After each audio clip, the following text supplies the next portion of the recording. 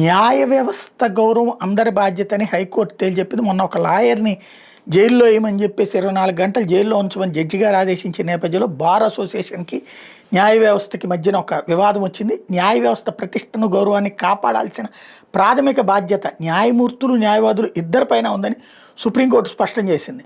AP high court, bar council of India, supreme court bar అసోసియేషన్ల మధ్య తలెత్తిన వివాదం మీద దాఖలైన ప్రజా ప్రయోజన వ్యాజ్యం మీద భారత ప్రధాని జస్టిస్ సూర్యకాంత్, జస్టిస్ మాల్యా బాధ్యతలతో కూడిన ధర్మాసనం ద్విసభ్య ధర్మాసనం సోమవారం విచారణ జరిపింది. ఇరు వర్గాల వాదనలు విన ధర్మాసనం న్యాయమూర్తులు న్యాయవాదులు న్యాయ వ్యవస్థకు 2 చక్రాలు లాంటి వాళ్ళు, వీళ్ళ మధ్య సమన్వయం లోపిస్తే అంతిమంగా నష్టపోయే సామాన్య ప్రజలని వ్యాఖ్యానించింది. నిరసనల పేరుతో కోర్టు విధులకు ఆటంకం కలిగించడం ఆమోదయోగ్యం కాదని న్యాయవాదుల సంఘాలు ఈ విషయంలో బాధ్యతాయుతంగా వివరించాలని సూచించింది. వ్యవహారం లోతుగా పరిశీలించాల్సిన అవసరం ఉందని భావించిన కోర్టు ఇరుపక్షాల వాదనలకు సంబంధించి పూర్తి వివరాలతో అఫిడవిట్లను దాఖలు చేయాలని ఆదేశించింది.